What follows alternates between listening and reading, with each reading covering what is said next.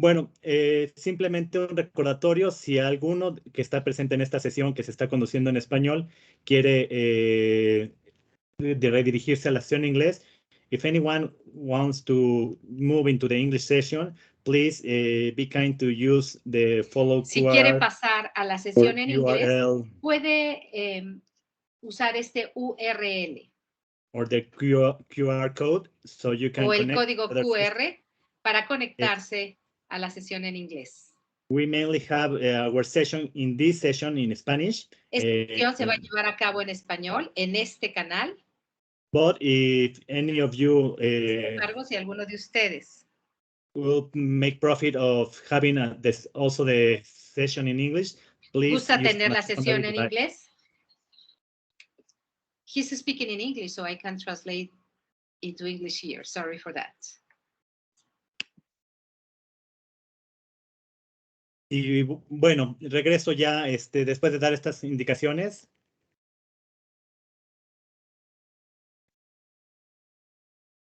Les pedimos Correcto. a todos los participantes que apaguen sus micrófonos, por favor.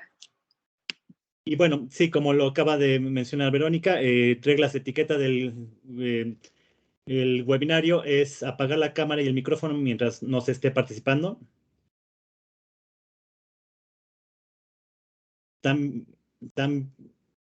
También les pedimos utilizar la opción de levantar la mano para hacer comentarios y preguntas.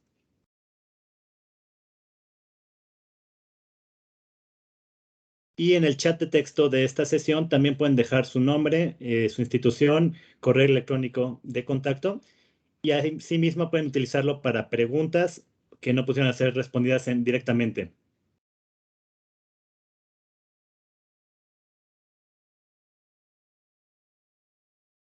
Y de acuerdo. Y sin mayor alteración me gustaría dar inicio a este seminario. Y por eso yo le concedo la palabra a nuestro director de programa, el doctor Klaus-Peter Schnellbach, quien nos dará una bienvenida formal.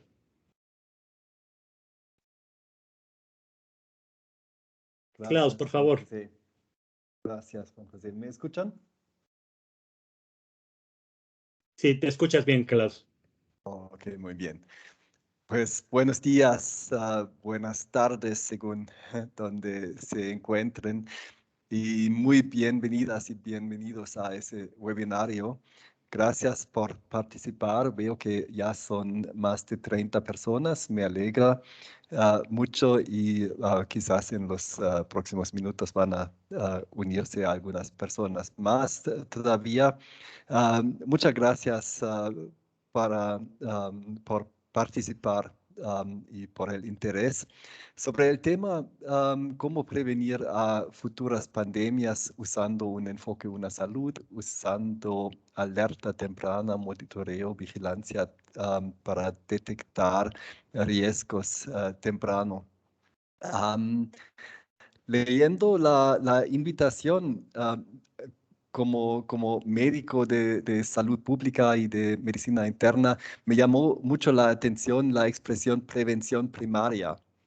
En medicina hay esas expresiones, prevención primaria, secundaria, tercera.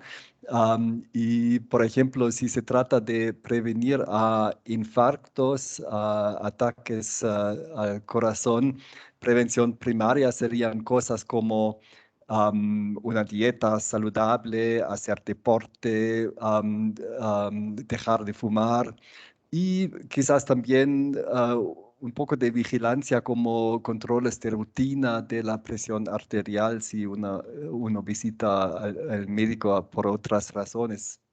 Prevención secundaria son si uno ya tiene un diabetes, si uno ya tiene una presión alta o un nivel de colesterol alto en la sangre, monitorear a esas condiciones, hacer electrocardiogramas, ultrasonido del corazón, stress tests para detectar signos tempranos de cambios en las arterias coronarias y prevenir a un infarto. Y prevención tercera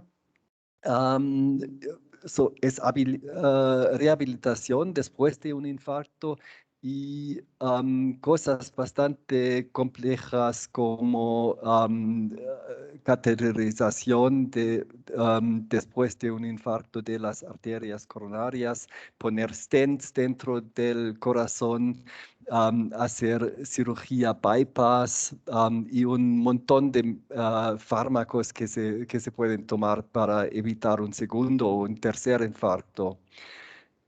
Claramente la prevención primaria es mucho más barato. Una dieta saludable, dejar de fumar y hacer deporte son esencialmente gratis. Y son también mejor para la calidad de vida. Moverse, hacer deporte puede ser divertido.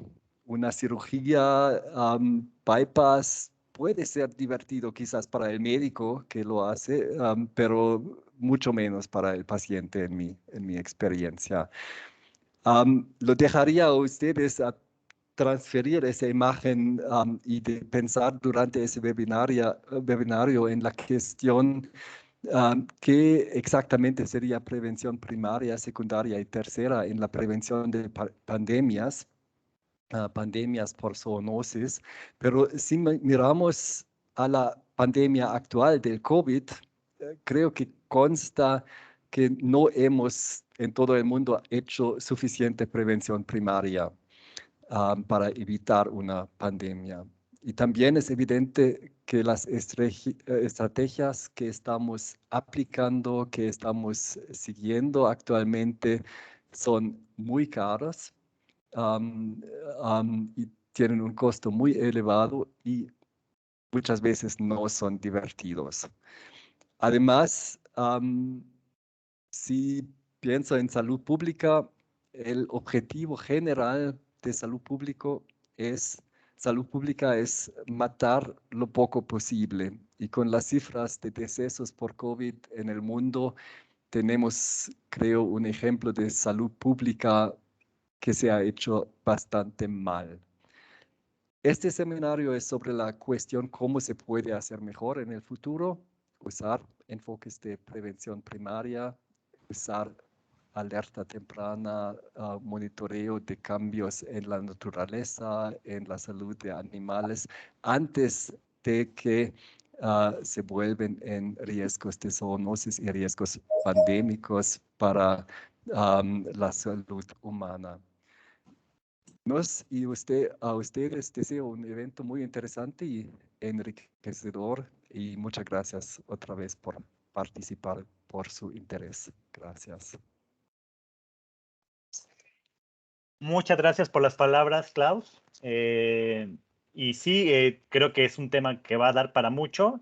Los expertos, todos ellos en sus temas y con diferente enfoque, nos van a platicar justo de esta alerta temprana. Y justo me gustaría dar paso ahora a la presentación de cada uno de estos participantes y panelistas, ponentes y panelistas, quienes irán conociendo a lo largo de este webinario. En primer lugar, me gustaría presentarles a la doctora Krim Grutzmacher. Es actualmente científica y responsable temática de la salud planetaria en el Museum für Naturkunde y en el Instituto Leibniz para la Ciencia de la Evolución y la Biodiversidad, así como asesora principal de One Health Biodiversity and Health en el programa global de la GIZ, Support to the International Alliance Against Health Risk in Wildlife Trade. Bienvenida, doctora Kim. También nos acompaña la maestra Andrea Rache, que tiene 10 años de experiencia como investigadora en el área de virología. Su trabajo ha tenido un enfoque principal en la región de Mesoamérica, de México a Costa Rica, así como en Panamá. Y el año pasado ella estuvo apoyando en consultorías para la GIZ, tanto en el programa Selva Maya como en el programa COVEN, y obviamente con la participación de la Charité en Berlín, que es su institución de adscripción, entre otros proyectos, con una evaluación rápida del conocimiento sobre la zoonosis, en el caso de la selva maya, y en el marco justamente de una salud. Bienvenida, Andrea. También te vamos a tener hoy a Diego Montesinos, quien ha trabajado y estudiado la dinámica del coronavirus en poblaciones de murciélagos en África, la tendencia y y ecología de sarna sarcótica en zorros, tanto en California como en Chile, e incluso estudios de los impactos del Sea Star Wasting Disease en el girasol del mar, también conocido como Sunflower Sea Star, y actualmente trabaja como científico de datos y manager del programa de salud de la WCS. Diego, bienvenido, también te agradecemos mucho tu presencia. Continúo presentando al profesor Andy Dobson. El profesor es profesor de la Universidad de Princeton en las áreas de ecología y biología evolutiva. Sus investigaciones se centran en la ecología de las enfermedades de los animales salvajes, especialmente la zoonosis, su interacción con los sistemas sociales de carnívoros y primates y la conservación de la biodiversidad. Welcome, Professor Andy Dobson.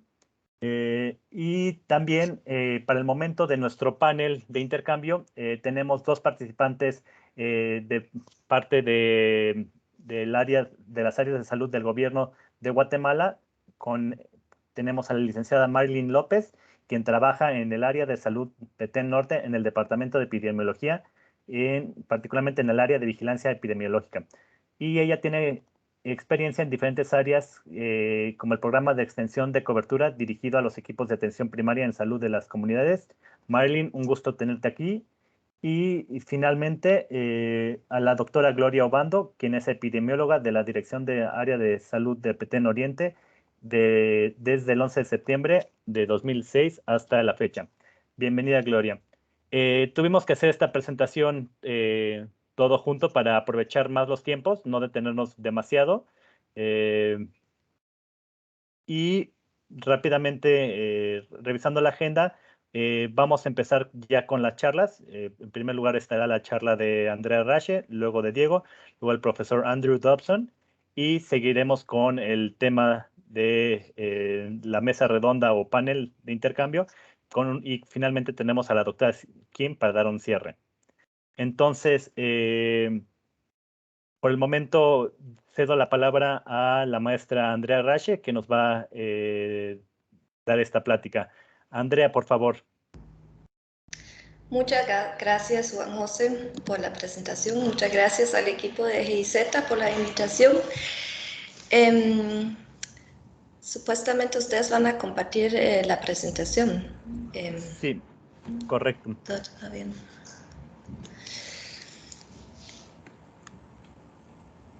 Espero que todos me puedan escuchar bien así. Te escuchas bien, Andrea. Perfecto. Ya estoy iniciando la presentación. Muchas gracias.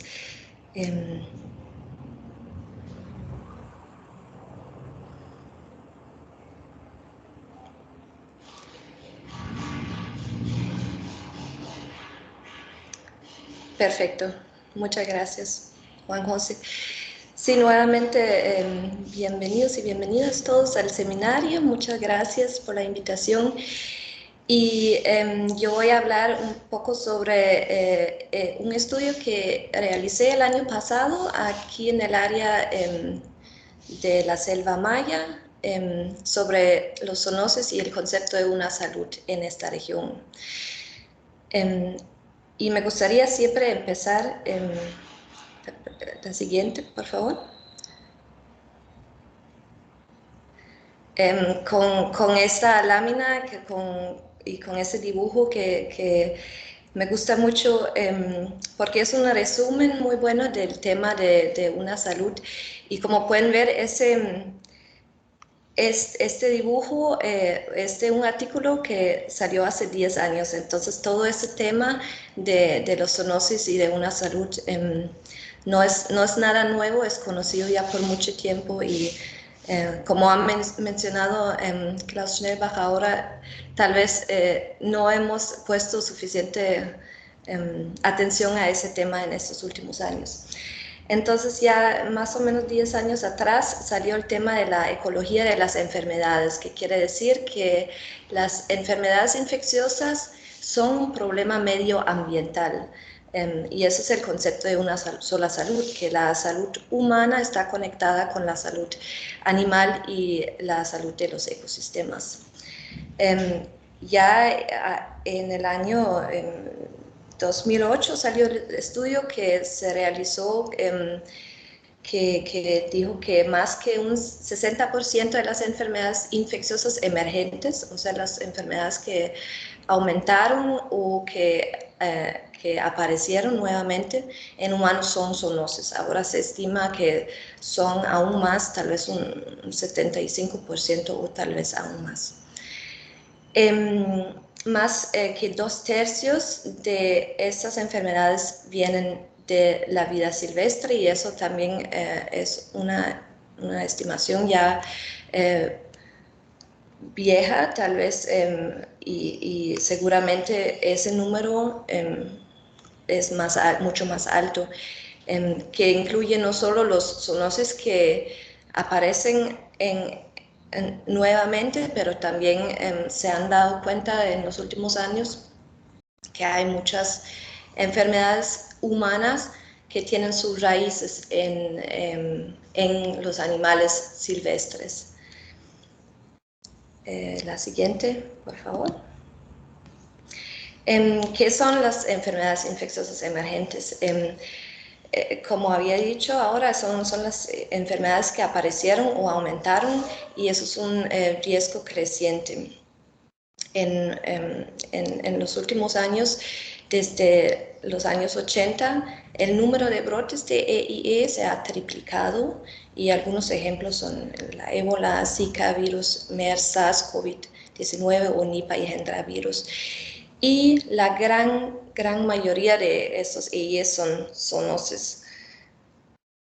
Siguiente, por favor. Además, las EIEs no son localizados solo en ciertas regiones del mundo, pero es una amenaza global. En este dibujo, que también ya es conocido por mucho tiempo, salió en el 2004, un estudio, un resumen que se ha hecho de las enfermedades emergentes que están en rojo en este mapa y los puntos azules los reemergentes.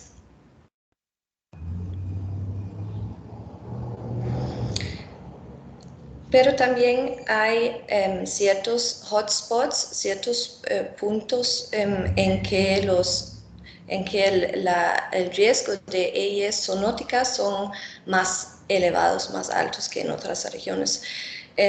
Y así se ha definido que están elevados esos riesgos en las regiones tropicales boscosas que experimentan cambios en el uso de la tierra y donde la biodiversidad de la fauna silvestre, más que todo la riqueza de especies de mamíferos, es alta. Y eso incluye la región de la selva maya. Siguiente, por favor. Volviendo un poco al tema, ¿qué exactamente es una zoonosis? ¿Cuál es la definición de una zoonosis? Una zoonosis es una enfermedad que se propaga entre diferentes especies de animales y incluye a los humanos. Es una cosa bidireccional, entonces. Y esa cosa que hay enfermedades que se propagan entre diferentes especies, hay también entre animales que no incluye los humanos, pero la definición de los zoonosis incluye a los humanos.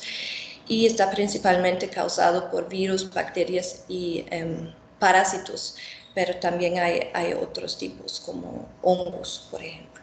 Pero esa es la mayoría de las zoonosis. Siguiente, por favor. También me gustaría explicar un poco la diferencia de dos tipos de zoonosis o definiciones de zoonosis. Están las zoonosis endémicas, que son problemas de salud persistentes en todo el mundo o en una región determinada y que no son fácilmente transmitidas entre humanos. Pueden ser enfermedades que constantemente vienen de la fauna silvestre o de animales domésticos y causan problemas graves en la población humana, pero no tienen el potencial de causar una pandemia. Unos ejemplos son la rabia, la trypanosomiasis, que es la enfermedad de Chagas, la leptospirosis, la leishmaniasis, toxoplasmosis, entre otros. Y esos incluyen muchos tipos de bacterias y parásitos. Siguiente, por favor. Por el otro lado están los zoonosis emergentes, que tienen el potencial de causar pandemias porque se pueden transmitir fácilmente entre humanos y pueden causar brotes o locales, con el ejemplo de ébola, Nipah y Hendra virus, que se encuentran en ciertas regiones, o pueden causar pandemias, brotes globales, como la influenza pandémica, el SARS o el COVID-19 o el VIH también. Esos son principalmente causados por diferentes tipos de virus. Y aquí sí me gustaría también tener en cuenta que, por ejemplo, la SIDA también es una zoonosis, tal vez ya no emergentes porque ya se encuentra por mucho tiempo en la población humana, pero tiene su raíz en la fauna silvestre. Siguiente, por favor. Ahora, ¿cuáles son factores que pueden aumentar el surgimiento de la zoonosis? Y aquí pueden ver algunos ejemplos que son la deforestación y el cambio en el uso del suelo, la resistencia antimicrobiana, la agricultura y ganadería intensiva, también el comercio ilegal y poco regulado de vida silvestre y el cambio climático. Todo eso puede causar en contacto directo con la naturaleza o puede cambiar el ecosistema, y así cambia también la ecología de los animales y de sus parásitos, por ejemplo, o de los vectores que pueden transmitir algún tipo de enfermedad. Siguiente, por favor. Un ejemplo es la deforestación. Para ir un poco más en detalle, cómo puede funcionar esa interacción entre la salud del ecosistema y la salud humana. Primero está la invasión humana al hábitat de los animales silvestres, entonces ahí está el contacto directo con los animales. También está el cambio del hábitat natural. Las especies silvestres están forzadas a acercarse a las áreas pobladas porque ya no les queda otro lugar. El cambio de los ecosistemas, como mencioné ahora, puede también cambiar los patógenos. Yo creo que una para atrás había. No, perdón. Esta es la siguiente. Sí, sí, ya estamos con esa. Gracias. Siguiente. Y así, volviendo al tema de una salud y los zoonosis, entonces los zoonosis forman solamente una parte del concepto de una salud, que es la idea de que la salud humana está conectada con la animal y la ambiental. Siguiente, por favor. Entonces, ¿por qué nos llama la atención el área selva maya con respecto a las zoonosis y el tema de una salud? Es la mayor zona de bosque tropical contiguo en Mesoamérica y con alta biodiversidad en fauna. Como había mencionado antes, eso puede ser un hotspot de EIE zoonóticas. Hay cierto cambio en el uso del suelo, hay fragmentación y también hay potenciales cambios de biodiversidad y patógenos a través de factores de diferente tipo, antropogénico, por ejemplo, el cambio climático. Está la cacería ilegal y otros contactos directos con animales silvestres. Y a través de los animales domésticos hay un contacto con la fauna silvestre también. Hay un crecimiento demográfico y de migración, entonces la población está aumentando y el conocimiento de la población sobre los riesgos potenciales no se sabe todavía muy bien a qué nivel o a qué conocimiento llega ahí la población sobre los riesgos. Eso es una pregunta que nos gustaría elaborar un poco más en el futuro.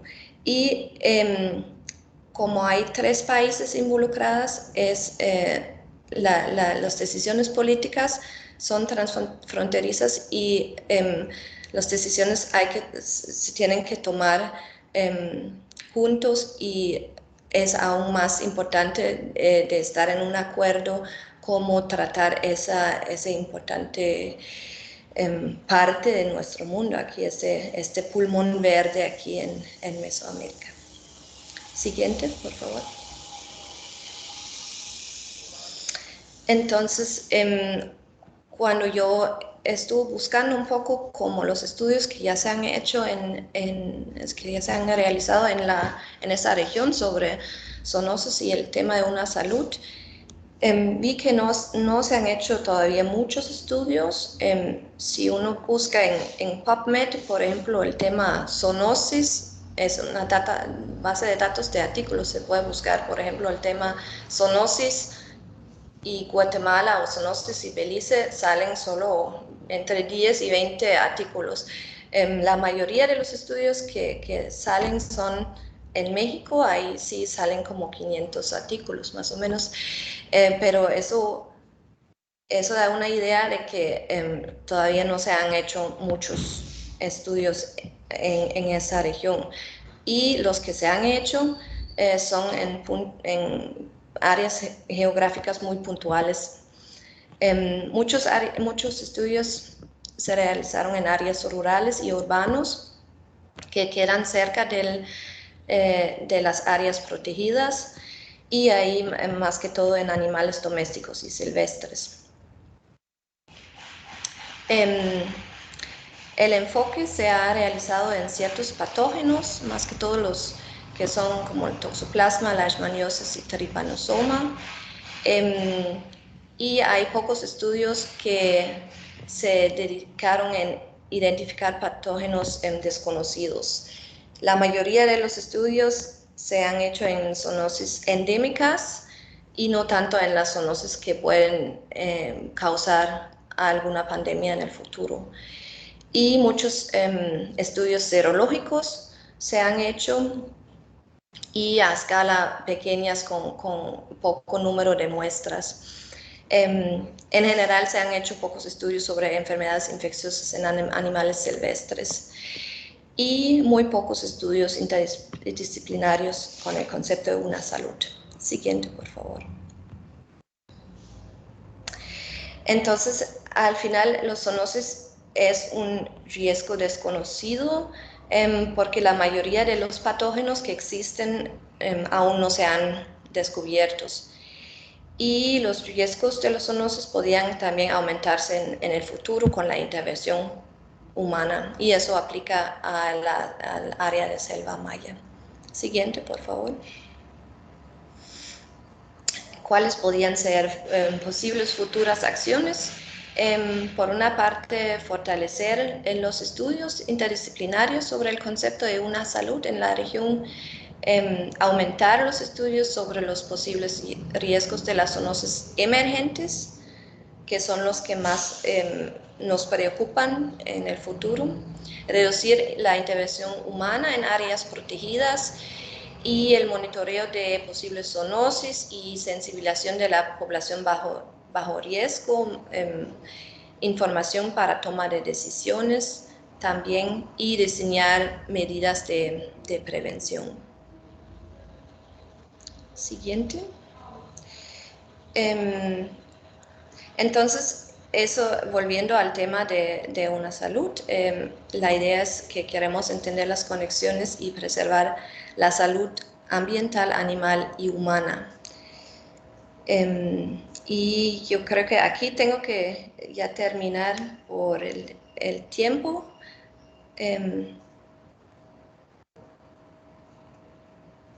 Sí, muchísimas ¿Verdad? gracias, Sí. Andrea. La verdad es que Muchas gracias. súper interesante, pero sí andamos un poco apretados con la agenda y tenemos que dar paso a las siguientes presentaciones. Muchas Muchas gracias. gracias. Para el público, les sugerimos ir anotando sus preguntas, las pueden poner en el chat o guardarlas quizás también, si tenemos espacio en la mesa redonda para tener algunas preguntas del público. Entonces, ahí nada más una sugerencia.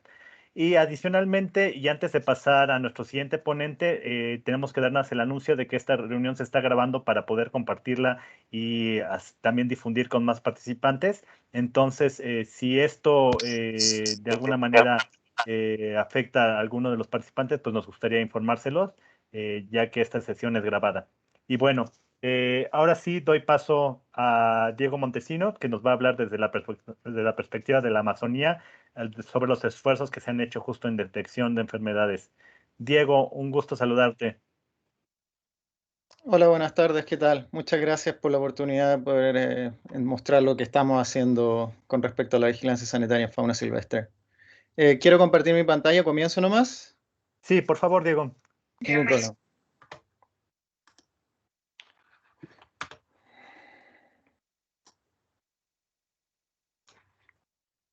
Ok. Nuevamente muchas gracias, gracias por el interés en lo que tengo que mostrar acá. Les voy a contar un poquito de One Health Net. One Health Net es una propuesta para la operacionalización de sistemas de vigilancia sanitaria de fauna silvestre que sean sustentables y a nivel nacional, con el fin de detectar, reportar y responder de manera segura a patógenos peligrosos de la fauna silvestre, además de las enfermedades que estos causan en estas poblaciones. Wild Health Net se basa en la década de experiencia de la Wildlife Conservation Society, específicamente de su programa de salud en cuanto a la generación de políticas de una salud y en la vigilancia de patógenos de la fauna silvestre. Pero además también se basa en la red de profesionales que tiene WCS a través de varios sectores en el mundo. Wild Health Net además sigue los lineamientos de la Organización Mundial de Sanidad Animal con respecto a la salud de la fauna silvestre y se basa en la presencia de recursos existentes dentro de cada país u otras unidades administrativas menores. Actualmente Wild Health Net se ejecuta en el sudeste asiático, específicamente en Laos, Vietnam y Camboya, y en cada país hay una red de nivel nacional, así como también una red regional. Como una red, existen varios miembros que participan dentro de Wild Health Net a nivel de país, incluyendo agencias de nivel gubernamental nacional, agencias gubernamentales de nivel local, centros de rehabilitación, además de organizaciones no gubernamentales que tengan algún interés asociado a la fauna silvestre.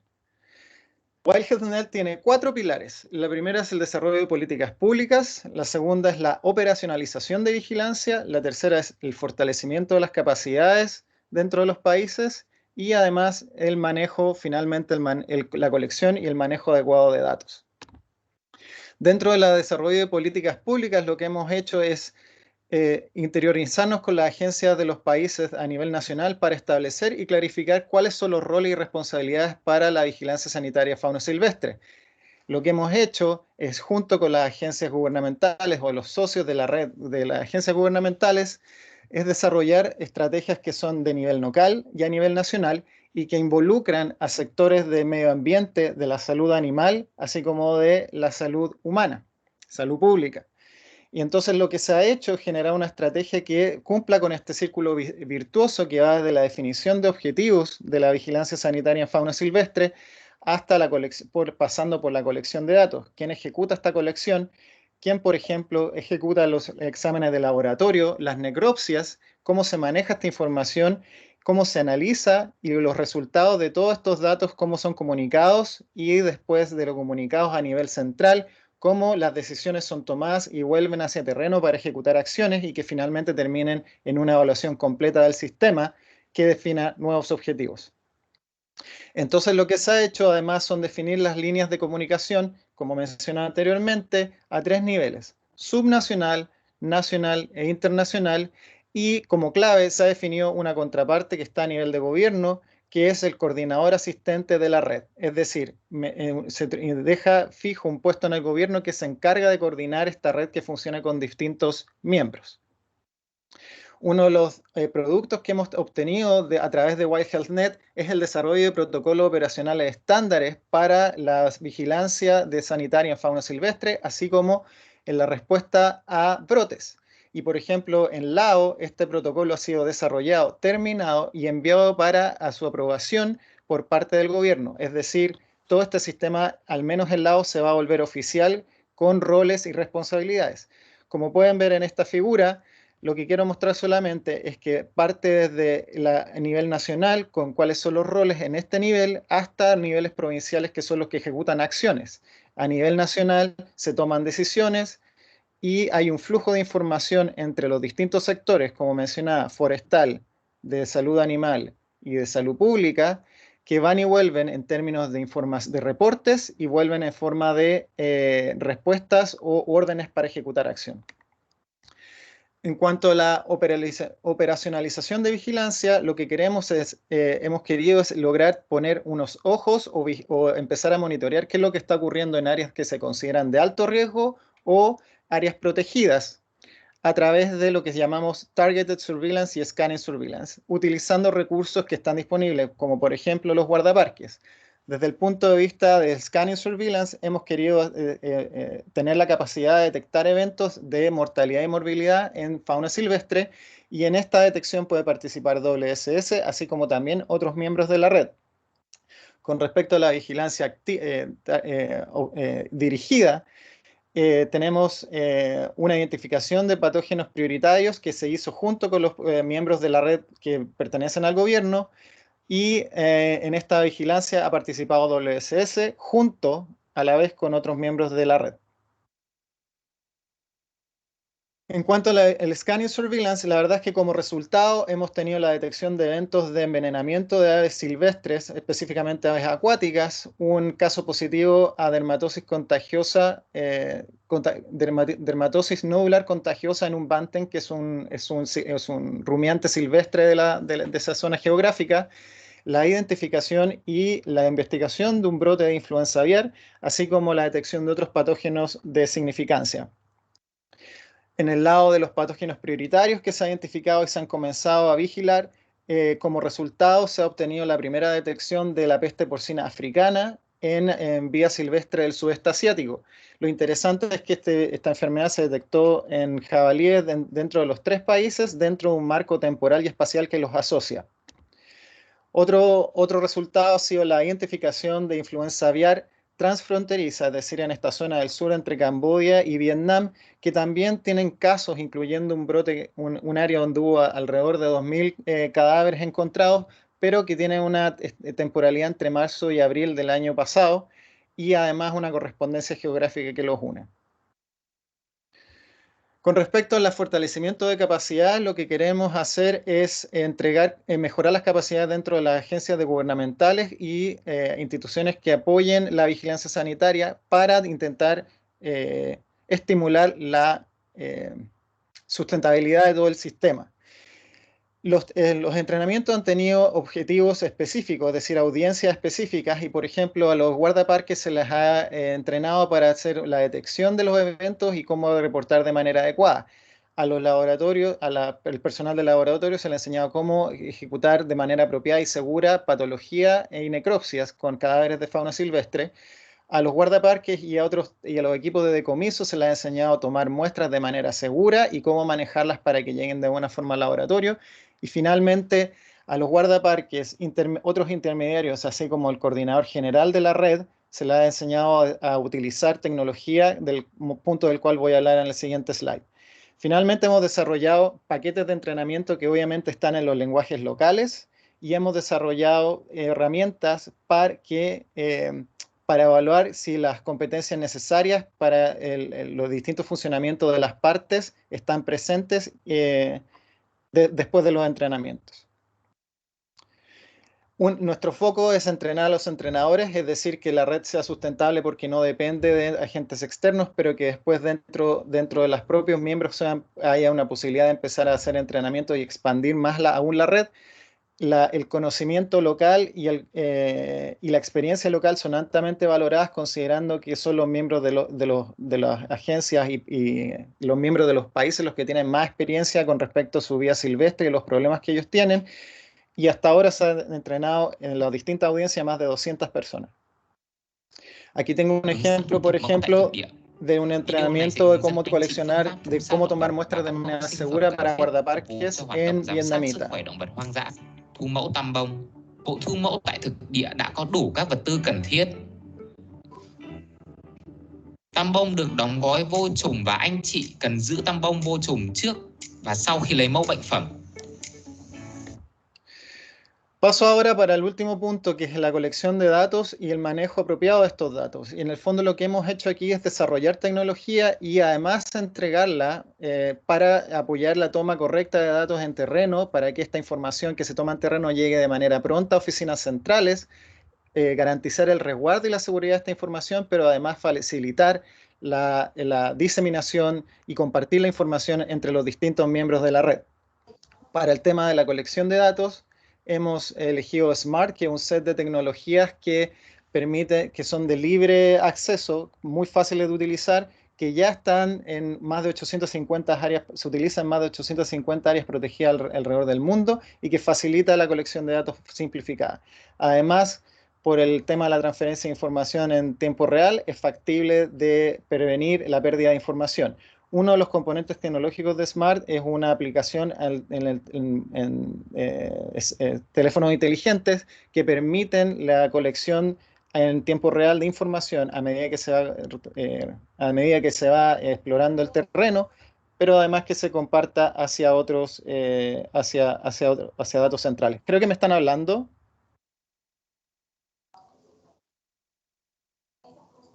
Ok, ¿hay alguien con el micrófono prendido? Asumo que no me están comunicando nada internamente y continúo. Esta es una muestra de cómo se van tomando los datos en terreno, y en el fondo lo que hace con esta adaptación de SMART es que podemos tomar información de la ubicación de donde está ocurriendo un evento, así como y de empezar a describir cuál es el tipo de hábitat, tomar fotos de lo que se encuentra, reportar si hay enfermedad en ganado o en personas, identificar cuál es la fecha en que se empieza a generar un evento, pero también vamos al siguiente nivel, que es la identificación de las especies que se encuentran en ese lugar, que pueden estar afectadas por morbilidad y mortalidad, así como entregar cuáles son las características de los animales en términos de sexo, edad y estado sanitario por especie. El siguiente nivel sería empezar a recolectar información respecto a cada uno de los individuos de los cuales se toma muestras, porque se pueden nuevamente identificar y describir las características de enfermedad, sexo, edad, cuáles son los signos clínicos que se encuentran en esos animales, cuáles son las potenciales causas que están generando un problema en ese individuo específico, y de manera importante se puede tomar incluso la información sobre las muestras que se toman de cada animal, que son conectadas de manera automática a cada individuo para poder hacer un seguimiento apropiado. Paso ahora para el área de manejo de datos, y aquí hemos tomado lo que conocemos como Wildlife Health Intelligence Platform. Esta es una base de datos que está desarrollada por la Canadian Wildlife Health Cooperative. Es una base de datos que tiene más de 25 años y que ha ido por iteración mejorando y mejorando cada vez. Ahora, por sobre esta base de datos, nosotros modificamos para que incluso sirviera de mejor manera para nuestros propósitos, y lo que hace esta base de datos es recolectar y mantener la información que va desde un evento de mortalidad en términos de su ubicación, características de aves, etcétera, pasando por las especies presentes, pasando por los individuos que están presentes y de los cuales se toman muestras, cuáles son los hallazgos de necropsia, cuáles son los hallazgos de métodos diagnósticos y cuáles son las muestras que se tomaron de cada animal, y finalmente cuáles son los tests que se ejecutaron con cada muestra y cuáles son los resultados. Por lo tanto, es absolutamente completo en todo el círculo. Esta base de datos, por lo tanto, facilita de otra forma el compartir esta información, lo que es clave en una red que está compuesta de muchos miembros, y además entrega datos para el análisis utilizando otras plataformas. Lo que estamos trabajando ahora es que básicamente Smart y esta base de datos estén conectadas en tiempo real y por lo tanto pase la información que se está tomando en terreno a través del celular, termine aterrizando en esta base de datos para que quede resguardada, segura y fácil de compartir entre los miembros de la red. Por lo tanto, lo que tenemos con estas 4 componentes y pilares que estamos desarrollando es tratar de generar esta figura, que es en el fondo tener las capacidades de detectar a través de los recursos que ya existen en terreno y que además estos recursos puedan tomar muestras y estén capacitados para tomar récords y tengan la tecnología disponible para tomar récords de manera adecuada. Esta información, tomando esta tecnología adecuada, puede ser comunicada de manera sencilla a puntos centrales que están en oficinas fuera de terreno y esta información se puede analizar, compartir para que distintos componentes o miembros de la red puedan discutirla, incluyendo el sector salud pública, el sector salud animal y el sector ambiental y generar respuestas cuando sea necesario. Ahora, cuando estamos tratando de generar esta red, nosotros estamos pensando en la sostenibilidad del sistema. No queremos desarrollar un proyecto, irnos y que se caiga, que es la figura típica que ha sucedido a través de la historia corta de vigilancia sanitaria en vía silvestre. Y para eso lo que queremos lograr es involucrar y que los gobiernos sean los que lideren esta iniciativa y que sean recursos humanos a nivel nacional los que ejecuten esta vigilancia sanitaria. Pero además nosotros tenemos la fortaleza que como OLSS tenemos una relación de largo aliento con las partes interesadas a nivel de cada país y hay relaciones de confianza. Sin embargo, hay muchos desafíos, entre ellos incluyen el presupuesto y la financiación de estos sistemas, la transparencia en términos de los datos que se toman y la facilidad con los que los datos pueden ser compartidos. Además, existe un reciclaje permanente de recursos humanos y por lo tanto es necesario, entrenar a los entrenadores para que siga el flujo de capacidad dentro de las organizaciones gubernamentales. Lo que queremos ahora lograr es que Wild Health Net se expanda a Guatemala. Esto va a comenzar entre abril y mayo, tengo entendido, ejecutado centralmente por WSS y participando con otras organizaciones, como acabo de explicar. Queremos empezar a hacer un piloto en Madagascar, otro en Bolivia, y vamos a continuar con nuestro trabajo en Camboya, Laos y Vietnam. Y finalmente, viendo la foto bien grande, nosotros como WSS reconocemos absolutamente que llevar esto a escala global es un desafío gigantesco, pero factible. Pero sin embargo, nosotros no podemos hacerlo solos y por lo tanto lo que queremos lograr es un consorcio Wild Health Net que sea capaz de llevar esta actividad a cabo a nivel del mundo para prevenir no solo las futuras pandemias, sino que además sea capaz de responder para las amenazas sanitarias que afectan directamente a la fauna silvestre en términos de su conservación. Muchas gracias. Muchas gracias a ti, Diego. Excelente presentación sobre lo que se desarrolló con este protocolo en el sureste asiático. Perdón ahí por la presentación. Tuvimos un tema con la versión de la tabla de contenidos. Entonces habíamos mencionado la Amazonía, pero súper interesante la tabla. Nada más avisos tanto para Diego como para Andrea. Aquí en el chat de la sesión ya hay algunas preguntas por si las quieren ir desahogando. De todas maneras, esperamos ir retomando algunas de ellas para el momento del panel de discusión. Y bueno, es hora de pasar a nuestro tercer participante del día de hoy. En este caso es el profesor Andrew Dobson de la Universidad de Princeton. Y agradeceré al profesor si puede ir conectándose. Él estará transmitiendo, me parece, desde la sesión en inglés. Y yo haré el espejo de su presentación para esta sesión en español y también nos apoyará nuestro intérprete para ir compartiendo la información en este canal. Professor Dobson, welcome. Muchísimas gracias por invitarme. ¿Yo tengo que mover las diapositivas o me van a ayudar? No, si está bien, nada más nos dice la siguiente y las vamos cambiando. Perfecto, muchísimas gracias. Gracias por invitarme. Para mí es un honor estar aquí hablando con ustedes.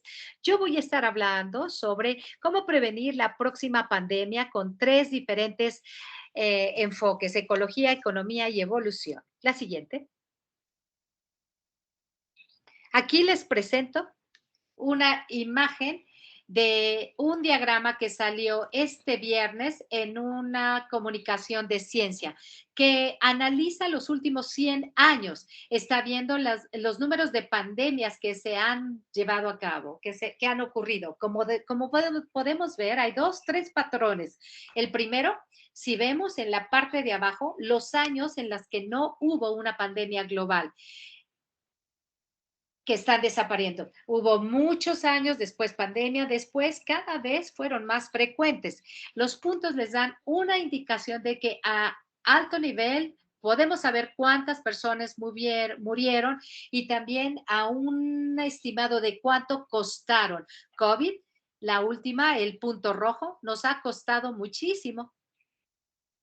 Y hay inicios de brotes de influenza en Europa. Y la siguiente diapositiva, por favor. Esta es información importante que habla sobre esta perspectiva. Es de mi colega Mark Wohlhuis. Aquí hay algunas enfermedades que se han detectado en humanos en los últimos 100 años, pero el patrón es que realmente estamos detectando 2 nuevos viruses en cada año. Por ejemplo, el virus del VIH, el Zika, el SARS. Como el Zika se registró y no causó grandes brotes, sino 40 años después de que los descubrimos.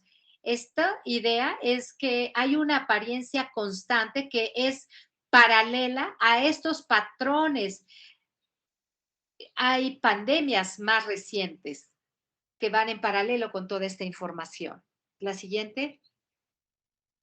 Otro patrón interesante subyacente a estas diapositivas es que estas son la cifra superior, es el número de años total en las que vivieron los humanos entre pandemias. La de abajo es el número de personas que nacieron. Entre estas líneas suben a una cifra y luego viene un pico en la pandemia. Eso nos dice que los humanos están ahí esperando a que los colonicen estos virus. Y entre más de estos hayas que viven con más frecuencia tendremos pandemias. ¿Cuáles son los otros factores que causan esto? Bueno, lo veremos ahora en la siguiente diapositiva. Aquí estamos viendo la más reciente, la de COVID. Apareció en enero del 2020. Un número acumulado de casos y de muertes. Y esto sigue subiendo y de hecho hay un brinco mucho más rápido en los últimos meses con esta nueva cepa del coronavirus. Hay más de una, la segunda apareció rápidamente después de unas semanas. Y la siguiente diapositiva. Muchas de las muertes son generadas por la conducta de las personas. La gente que no cree que haya un virus, que no se vacuna. Esto nos dice que una vez que los virus llegan a la población humana, la conducta humana y los procesos políticos no son suficientes para lidiar con ellos, lo cual empeora la situación. Entonces, si se preocuparan mucho por estos patógenos, no sería tanto el problema, podríamos detener los patógenos un poco antes. La siguiente.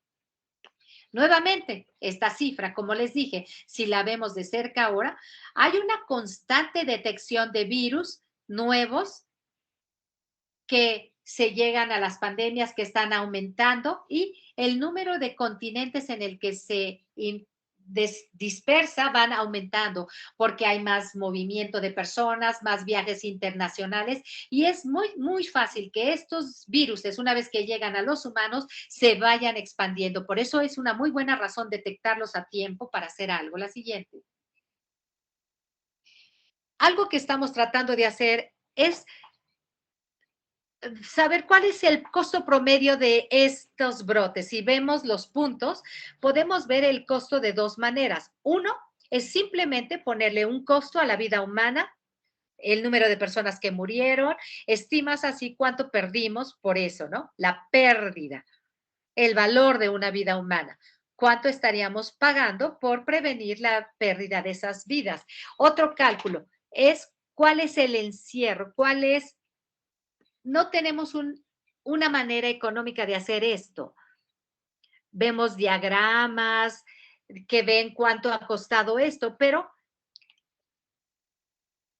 esto lo hace gente en un escritorio. Necesitamos una mejor metodología para determinar cuál es el costo. En los últimos 28 brotes desde 1950, la probabilidad de que ocurra uno es de 40% cada año. La pérdida anual esperada en cada año es de 212,000 millones. Este es un costo razonable, pero tenemos que ver. ¿Puede regresar, por favor? Para darte todo lo del año pasado, no sabemos cuál es el costo. Entre 3 o 7 mil millones de dólares, y eso es muchísimo. ¿Cuánto hemos gastado para evitar que esto ocurra? Esto es un gran costo. La siguiente diapositiva, por favor. Si vemos las causas, queda claro tres cosas. Una, la deforestación tropical. 8 de sus patógenos favoritos aparecen así en cada área que aparecen. Empezaron a haber deforestación en el bosque del África Central, en el Amazonas. Son algunos ejemplos de eso. La siguiente. La otra causa es el costo de prevenir la siguiente pandemia. Estas son algunas cifras que hicimos en el 2020, en junio, en la etapa incipiente de la pandemia del COVID. En ese momento estimamos que el costo de COVID en los primeros 6 meses era de más o menos 11.5 trillones de dólares. Para el final de ese año llegamos a 260,000 millones. El costo estimado para prevenir eso sería más o menos de 260,000 millones de dólares. Vean el tamaño de los puntos, les dice la cantidad que se debe gastar para evitar que esto pase. Y este punto rojo grande es 3 veces o 10 veces más grande de todo eso. La siguiente. La siguiente diapositiva. ¿Pueden ver lo que gastaron? ¿En qué gastaron el dinero? Este cuadro rosa habla sobre el costo relativo de un brote. ¿Cómo se divide? Tiene que ver con reducir la deforestación tropical, que se reduce a la mitad en la mayoría de las regiones del mundo. Pensemos que hacemos esto anualmente, 19.4 mil millones. Monitorear también lo que se está haciendo.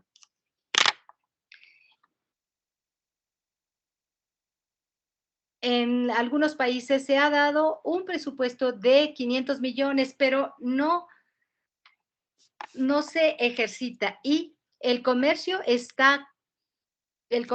de caza furtiva también está de la mano con el narcotráfico, con la trata de personas. O sea, se va comparando también con grandes cifras de la bolsa. El trabajo de los FOB se puede integrar también para hacer un mejor trabajo de monitoreo. Y es muy importante terminar con el comercio ilegal en China. Necesitamos gastar también $250 millones en la detección para controlar las enfermedades, que eso puede ser todo un reto. La siguiente diapositiva, por favor. La gente de primera línea, si vamos a tener un enfoque de una salud aquí, pueden irse a la base de datos de la WDA, ver el tamaño del país, el número de muertes que se han dado ahí. Es una perspectiva sencilla, pero vean la relación lineal en cada país. Entre más vacunas tenga con algún país, hay algunas excepciones, por ejemplo, ¿no? No tenemos el dato de cuántos se han vacunado en Rusia, pero debe de ser pocos. Hay una relación. Y vean cómo está esparcida esta relación. Hay países que tienen muy buenos veterinarios para detectar algunos patógenos, otros no tanto. La siguiente diapositiva. Este es el área de un país ploteada contra el eje vertical donde viene la información sobre los ciudadanos que tienes. Y podemos ver a la derecha está Estados Unidos, que tiene más o menos 2,000 personas por veterinario. Canadá, el doble. España tiene casi 5 veces más. Los países subsaharianos o asiáticos, y suponemos que China y Rusia prácticamente no proporcionan información. Pero queremos que One Health nos ayude a detectar esto. Estamos hablando de que necesitamos aumentar las capacidades de veterinarios presentes. La siguiente diapositiva. Como ya les dije, tenemos grandes problemas políticos de cómo lidiar con estos temas. Y eso es algo muy importante. La desinformación es un jinete que mata a muchas personas, tantas como el mismo virus. Algo crucial que hemos visto es que se han desarrollado vacunas. Si vemos a la gente que está muriendo ahora, las vacunas han servido, ya que mucha gente que no se ha vacunado es la que está muriendo. La distribución de la vacuna y el potencial de desarrollar vacunas rápido es vital.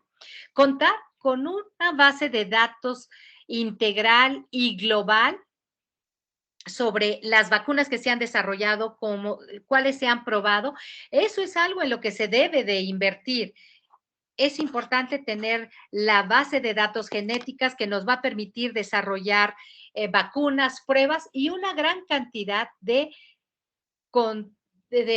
aspectos importantes para controlar las enfermedades en etapas incipientes, es contar con información. Si vemos desde pronto, hay grandes cosas que han hecho personas como Trevor Bedford. Han visto la mutación de diferentes virus y han visto cómo se ha dispersado. Es difícil ahora hacerlo porque hay muchas cepas y todo se va complicando. Pero, ¿dónde empezamos a ver la evolución del virus? Vemos que responde a la selección. Y podemos tener una experiencia a partir de eso, podemos tener conocimiento. La siguiente diapositiva. Bueno, en los Estados Unidos pusieron a una persona que es muy religiosa, que no cree en la evolución y controla una enfermedad que está siendo dirigida por la evolución. Es decir, políticamente no es la manera de lidiar con estos virus. La siguiente diapositiva. Un sistema de hacerlo es ver a los animales. Esto lo hemos hecho en los últimos 20 años. Esto es un patógeno viral que es fácil de estudiar en el ambiente. Entre más se enferme el ave, podemos ir calificando la virulencia de esa enfermedad. Es importante que estos patógenos tienen propiedades etiológicas para el COVID. Esta es una gráfica de la infección contra las infecciones. Es un análisis con el COVID. Hay mucha transmisión antes de que aparezcan los síntomas. Ya que aparecen los síntomas, el patógeno y su capacidad de transmitir baja. Esto es algo muy característico que no nos habíamos dado cuenta al principio cuando apareció el COVID.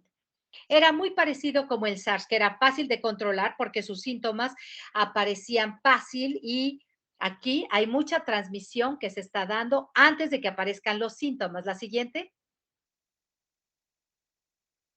Si queremos ver en general qué tan elevado o difícil es controlar un patógeno, bueno, hay dos cosas a considerar: la habilidad que tiene el patógeno de dispersarse, el número de nuevas infecciones producidas por las personas infectadas, SARS, influenza, VIH, pero también la proporción de infecciones que se dan antes de los síntomas. Eso es crucial. Entre mayor transmisión se vaya dando antes de que aparezcan los síntomas, limita tu capacidad para controlar el virus. El SARS, la viruela, son fáciles de controlar porque los síntomas no aparecen sino hasta que ya empiezas la transmisión. La influenza, especialmente el VIH, lo puedes transmitir durante mucho tiempo antes de que aparezcan los síntomas. Es el mismo caso con COVID, lo cual hace que sea muy difícil controlarlos. La siguiente. También significa que cuando vemos la evolución de la virulencia, el COVID va a ser más o menos de acuerdo con el modelo basándose en la asimptosis, es decir, que va de la mano con la transmisión antes de que la virulencia se exprese. O sea, hace 10 años, si vemos la parte matemática, la siguiente, pueden escribir una ecuación donde están los asintomáticos. La siguiente diapositiva, por favor. Ya voy a terminar. Bueno, con esto lo que te dice es que entre mayor transmisión se dé antes de que se exprese, la tasa de evolución y la virulencia se eleva antes de que aparezcan los síntomas. Esto lo sabíamos hace 12 años, el ejemplo básico, pero lo mantuvieron como un secreto. Y es exactamente lo que está pasando con el COVID. Hay mucha transmisión y es muy probable que se vuelva mucho más virulento. La siguiente diapositiva. Esto lo podemos ver. La siguiente, ya vamos al final. La siguiente.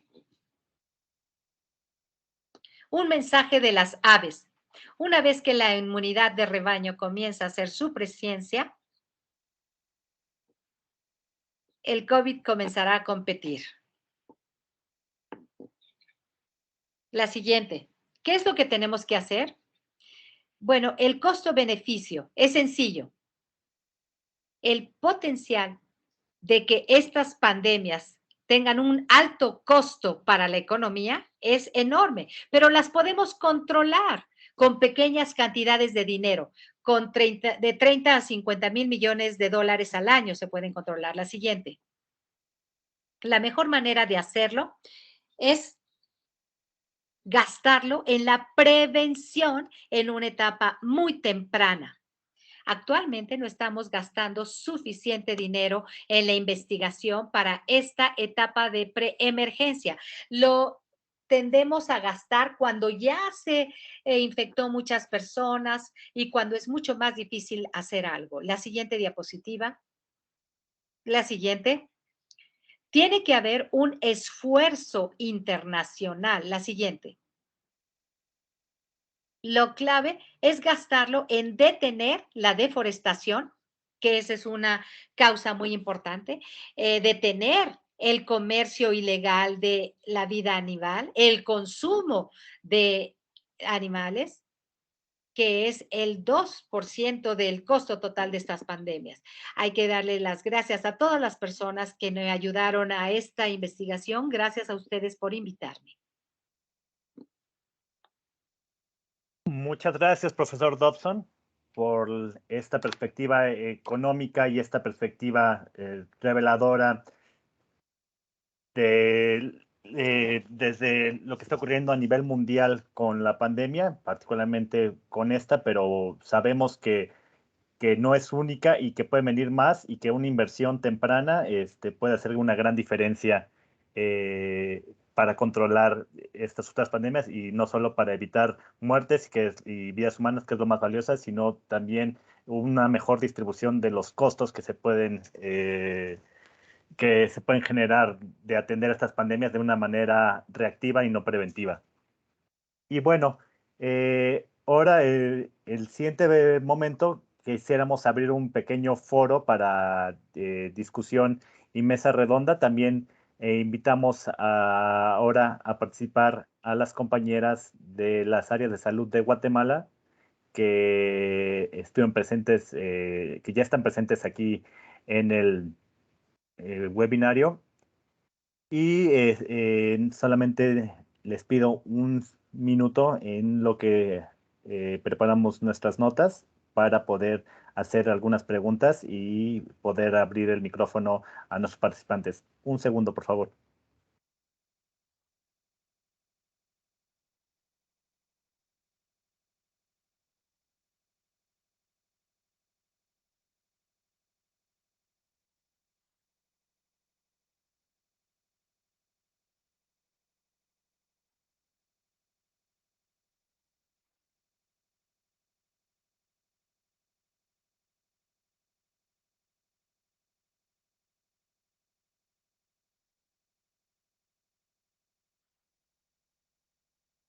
De acuerdo, y una disculpa nuevamente. Me gustaría empezar con las preguntas para que también se incorporen nuestras compañeras de Guatemala y preguntarles un poco desde su perspectiva cuáles son los mayores desafíos que ven en su trabajo para justamente el tema del monitoreo epidemiológico desde Guatemala. No sé si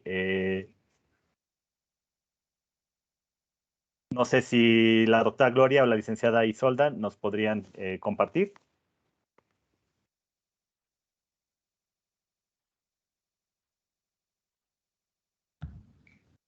Sí, muy buenos días. Les saluda la doctora Gloria Obando, epidemióloga del área Petén Suroriente.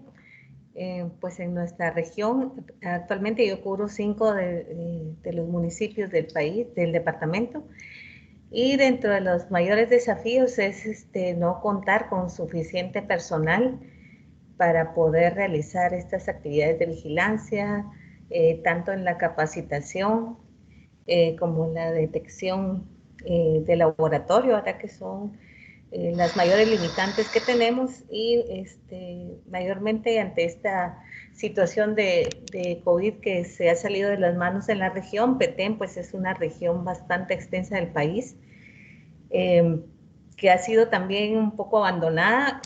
No tenemos un refuerzo en lo que es la parte de laboratorio. Y en los puestos de salud que tenemos, realmente solo contamos con enfermeros auxiliares. Hay muy pocos médicos por la extensión territorial y porque la mayoría están en lugares bastante inaccesibles. Y en la parte de promoción, pues también existe mucha limitante por lo mismo, ¿verdad? Y los fondos que designan también son bastante limitados. Eso es alguna de las cosas. No sé si Marilyn quiere agregar un poco más. Es un gusto saludarles en relación a la interrogante de los desafíos, pues realmente muy buenas las expositoras. Algo que me llamó bastante la atención es que tenemos que invertir en la parte de promoción y prevención, y es lo que en el ministerio pues estamos con esa gran limitante. Lo comentaba la doctora Gloria. El departamento de Petén es muy extenso, es una zona pues con las condiciones ideales para el vector, para cualquiera de los vectores y de las enfermedades que nos están ya afectando, especialmente por la causa de la deforestación. Nosotros en el departamento estamos divididos en 3 áreas de salud. el área que cubre pues Oriente con 5 municipios. Nosotros como Petén Norte cubrimos 6 municipios del departamento, en ellos incluidos pues la zona fronteriza de Melchor de Mencos con Belice. Y dentro de las limitantes principales o desafíos, pues es poco el recurso humano para poder atender pues una serie de enfermedades. Sabemos que tenemos que prepararnos según el reglamento internacional. Sin embargo, pues urge, ¿verdad?, invertir no solo en recurso humano, sino que invertir también en la parte de promoción y prevención. Sumado a ello, pues el apoyo de las instituciones. Me parece pertinente hacer este tipo de actividad o una mesa de trabajo y ver en qué nos podemos apoyar, porque realmente no solo es el papel del Ministerio de Salud o del área de salud, sino que también de todas las entidades, todos los cooperantes, para que podamos hacer un buen trabajo, ¿verdad? Y estar pues de la mano en todo lo que respecta a salud, especialmente en esas enfermedades emergentes e infecciosas que nos van a estar pues afectando más, ¿verdad? Tenemos todas las condiciones necesarias en el departamento y urge este tipo de actividades. De acuerdo. Muchísimas gracias por su aportación, doctora, licenciada Marilyn. Y justo, pues, es muy importante, ¿no? Escuchamos ya en las diferentes presentaciones mucho sobre la importancia de la vigilancia en vía silvestre, la prevención primaria, pero ahora, pues, tener una perspectiva de cómo esto lo está tomando el sector salud, cómo desde el campo y desde las oportunidades ilimitantes que podemos tener en nuestra área de la selva maya se vive el tema de la vigilancia epidemiológica. Y muchas gracias por eso. Voy a continuar con algunas preguntas y me gustaría un poco ligarlo. Una pregunta para Andrea sería, Rache, y continuando con esto es, desde tu opinión como viróloga y como experta un poco en el tema One Health, ¿qué acciones prioritarias ves que se deban empujar desde la política pública para atacar estos factores de riesgo que nos mencionaste? Y además, ¿qué papel puede hacer la cooperación internacional para facilitar esto? Andrea. Sí, muchas gracias. Sí, en general, todo lo que mencionó ahora profesor Dobson, eso lo de invertir mucho más en la vigilancia de los posibles zoonosis que pueden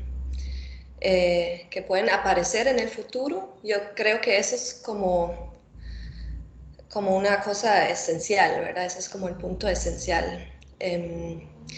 Que se puede aumentar la investigación en muchos lugares del mundo, principalmente en los lugares donde hay un riesgo más alto de potenciales zoonosis futuros. Y sí, estudiar más el tema de los zoonosis y de una salud, pero también entender bien cuál es el conocimiento de la población sobre el tema, que ese es otro punto muy importante, informar a la población, pero primero entender cuál es el conocimiento de la población sobre el tema, más que todo la población que está bajo riesgo por contacto físico de animales, ¿verdad? ¿Cuál era la segunda parte de la pregunta? Perdón. Sí, si identificas algún rol de la cooperación internacional para facilitar estos procesos.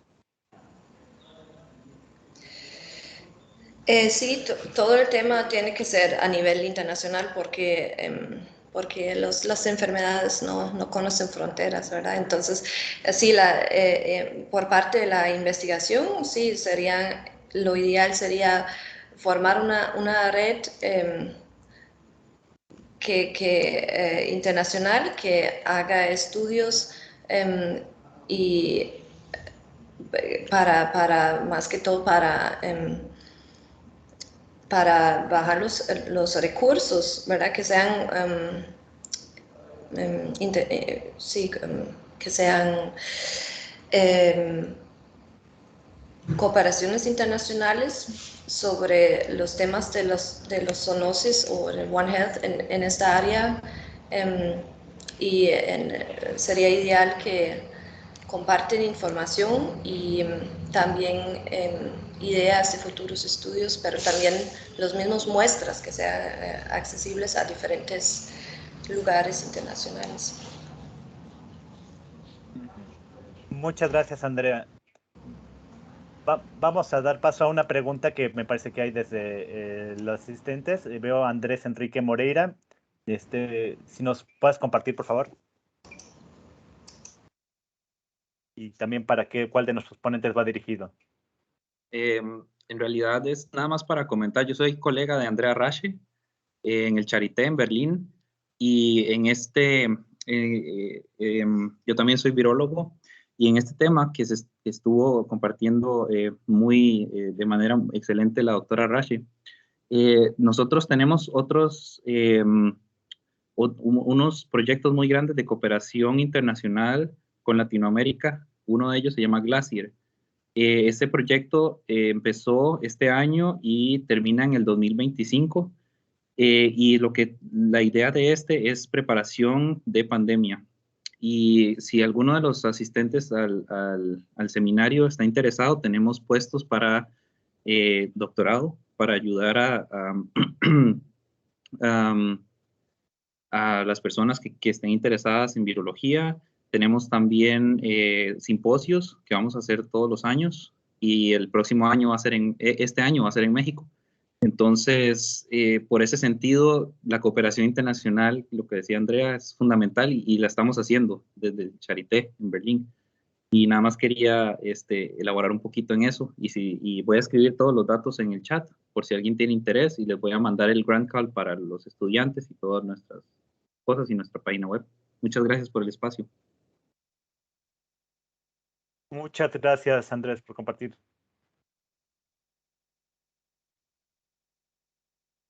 Y bueno, también voy a retomar una pregunta que tuvimos en el chat que considero interesante.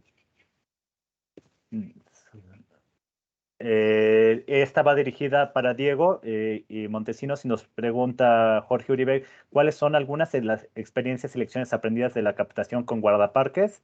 Y si hay experiencias para este tipo de muestreo de surveillance desde un enfoque transfronterizo, porque justamente nos comentó el trabajo en esta zona de varios países del sureste asiático. Diego, no sé si nos podías comentar un poco de eso. ¿Podría repetirme la primera? Claro. Un segundo. ¿Cuáles son las experiencias y lecciones aprendidas cuando trabajaron con los guardaparques de estas áreas protegidas en capacitaciones? Sí, mira, voy a ser honesto. Yo soy el manejador de datos y obviamente no soy el que está en contacto duro con los guardaparques. Sin embargo, siempre estoy en comunicación con nuestro staff que directamente trabaja con ellos. Y la verdad es que una de las acciones, y también ha sido reportado en publicaciones, es que hay distintos grados hay mucha variabilidad en términos del interés en cuanto a los guardaparques, si quieren utilizar estos sistemas o no, y cuánto quieren agregar a su carga de trabajo, tener que tomar más información de la que ya hacen. Y además de usar tecnología que en ciertos casos complica y en otros casos también llama la atención. Entonces, la verdad es que hay un poco de todo.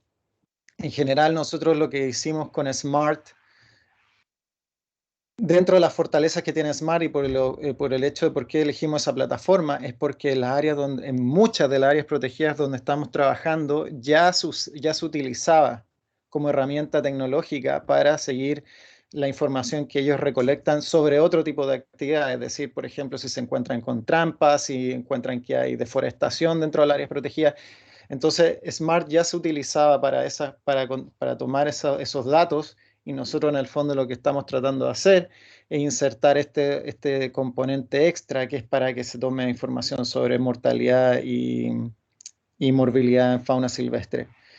Entonces, desde el punto de vista de lo transfronterizo, me imagino que es difícil de conseguir porque los guardaparques están afiliados a agencias a nivel internacional.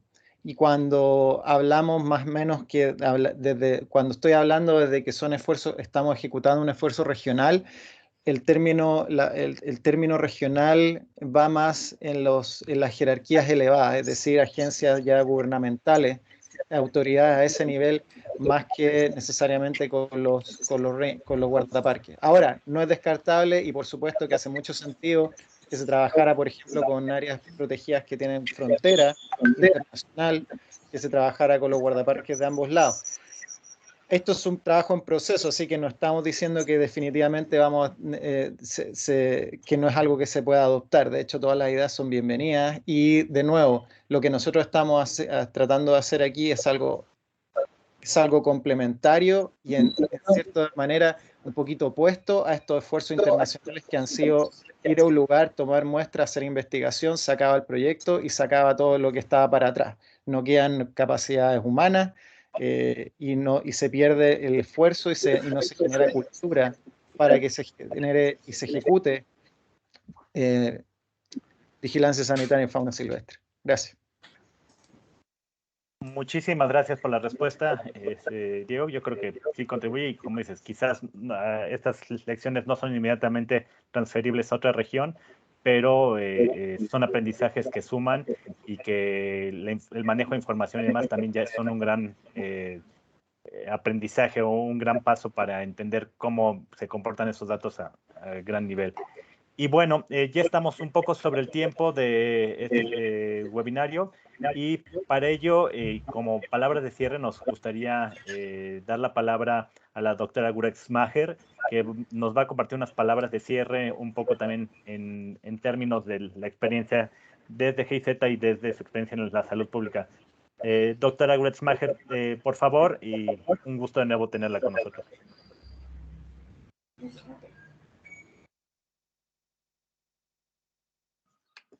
Muchísimas gracias. Mi español no es muy bueno,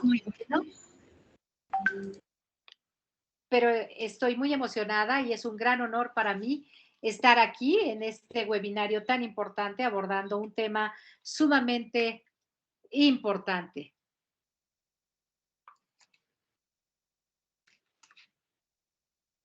Yo quiero compartir algunas experiencias.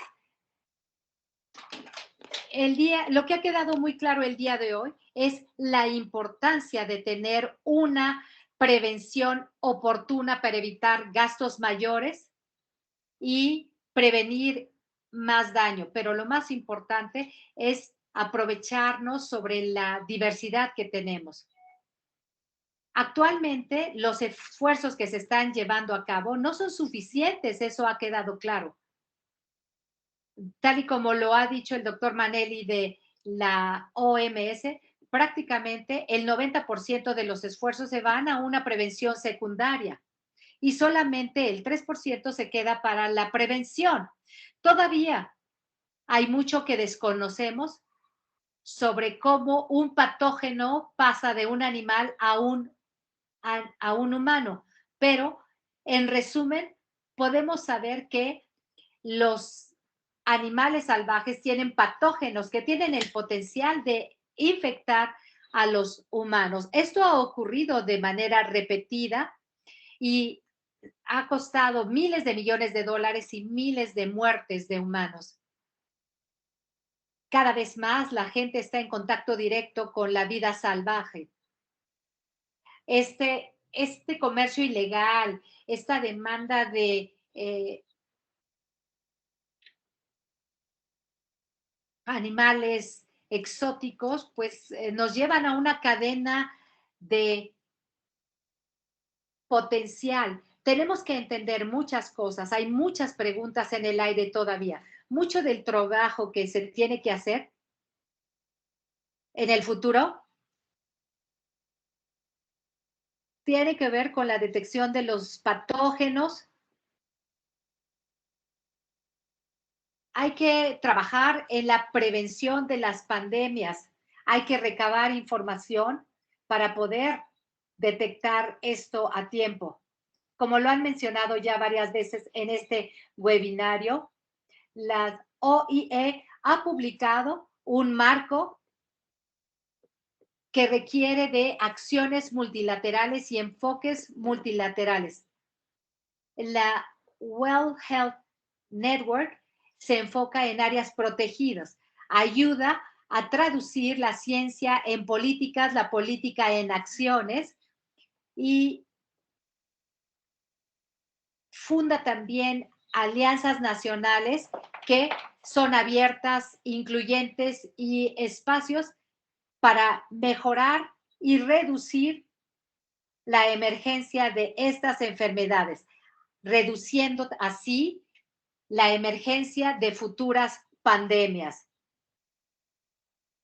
Todo esto con el enfoque de una salud. Esta red está abierta para gobiernos, para organizaciones civiles y el panel de expertos de alto nivel de One Health tiene como objetivo tener resultados óptimos para la salud humana.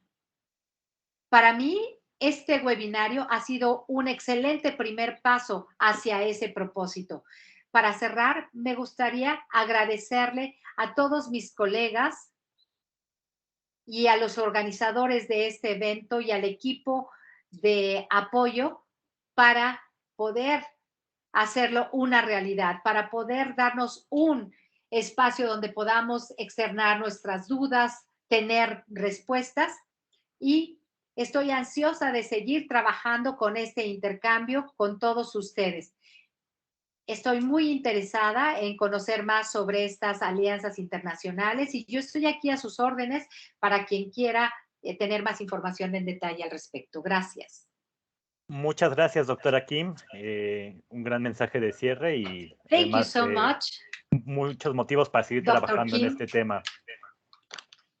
Y bueno, con esto llegamos al cierre del webinar. Desafortunadamente, tenemos que varias preguntas se nos quedan en el chat. Sin embargo, vamos a hacer un esfuerzo para estarlas transmitiendo a los ponentes y participantes y que las puedan responder y regresarlas. También la información que nos permitan nuestros ponentes compartir la enviaremos a la lista de contactos que nos están dejando aquí. Entonces, tanto en la sesión en inglés como en la sesión en español, si alguien no ha dejado aún su correo, les pedimos de la manera más atenta lo puedan compartir para poder tener esta lista y hacerles llegar el material.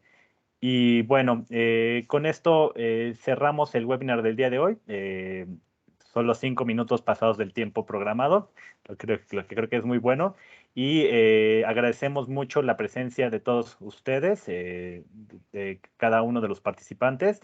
El equipo organizador también detrás del telón estuvo Alice Brandt organizando.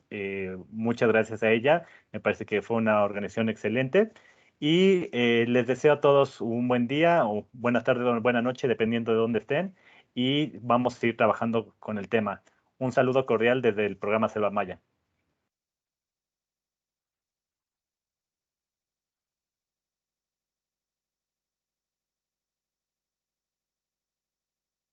Se queda abierto unos 5 minutos más el chat, nada más para que nos terminen de compartir enlaces. Entonces no cerramos la sesión, pero con esto finalizamos. Saludos y un abrazo.